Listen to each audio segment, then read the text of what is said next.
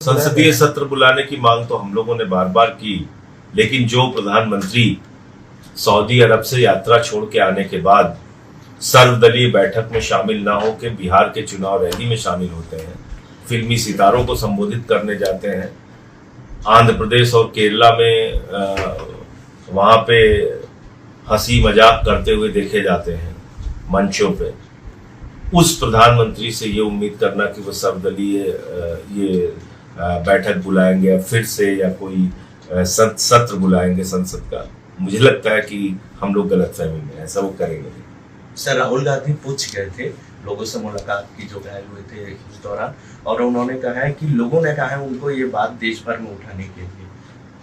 देखिए, हम सब की जिम्मेदारी है कि हम लोगों के दर्द, उनकी तकलीफ को, उनकी परेशानियों को उठाएं। प्रधानमंत्री क्या कर रहे हैं वो एक बड़ा सवाल इस वक्त है। प्रधानमंत्री सिंदूर की मार्केटिंग कर रहे हैं, प्रधानमंत्री सिंदूर के सेल्समैन बन गए हैं, प्रधानमंत्री जी सिंदूर का सौदा कर रहे हैं और सिंदूर के नाम पे वोट लेना चाहते हैं। उन्होंने अभी एक रैली में कहा कि उनके नसों में गर्म सिंदूर बह रहा है। मैं तो कह रहा हूं कि प्रधानमंत्री के नसों में, उनके शरीर में नौटंकी बह रही है, इसके अलावा कुछ नहीं बह रहा है।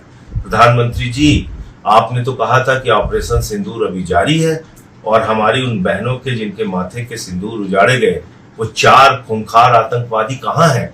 उन पे तो अब तक कोई कार्रवाई नहीं हुई।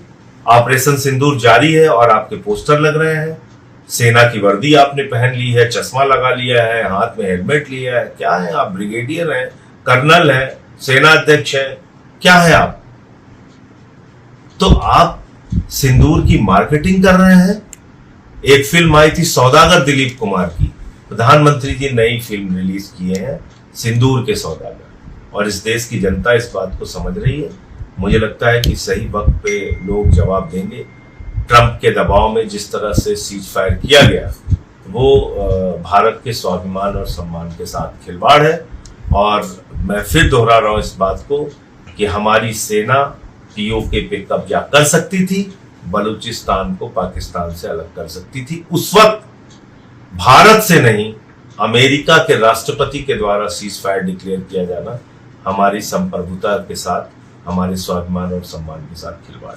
संसदीय दल भेजा जाना कोई गलत नहीं है। जरूर देश का पक्ष दुनिया के अलग अलग देशों में जाके रखना चाहिए, इसमें कोई बुरी बात नहीं है।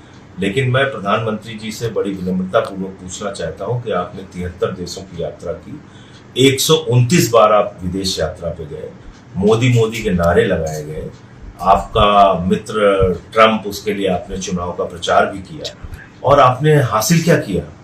आपकी विदेश नीति तो पूरी तरीके से फेल रही।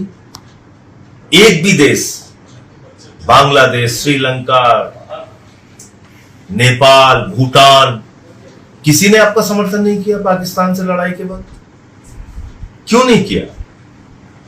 ये तो हमारी गौरवमयी, हमारी पराक्रमी सेना, हमारी बहादुर सेना को हम लोग नमन करेंगे कि उन्होंने पाकिस्तान के 9 आतंकी ठिकानों को नेस्तनाबूद कर दिया। पीओके पे कब्जा कर सकती थी सेना, बलूचिस्तान को पाकिस्तान के नक्शे से अलग कर सकती थी, पाकिस्तान को मुंहतोड़ जवाब दिया सेना ने, लेकिन किसी देश ने तो आपका समर्थन नहीं किया। यहां तक कि जो एक राष्ट्रपति न्यू पपुआ गनी के जो पैर छू रहे थे मोदी जी के, वो भी समर्थन में नहीं है। तो इसका मतलब विदेश नीति आपकी फेल रही। तो अब आपको याद आ रहा है कि विपक्ष में भी कुछ समझदार सांसद हैं, उनको विदेशों में भेजना चाहिए भारत का पक्ष रखने के लिए। ये पुलवामा के बाद आपको क्यों याद नहीं आया? ये उरी के बाद क्यों नहीं याद आया?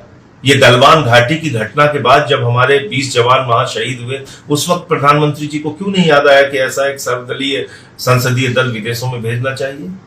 तो बहुत देर से उन्होंने ये फैसला लिया। भारत का पक्ष अलग अलग दलों के सांसद जाके रखेंगे, वो अच्छी बात है, लेकिन ये फैसला पहले लेना चाहिए था। जब विदेश नीति के मामले में फेल हुए प्रधानमंत्री, तब वो ये फैसला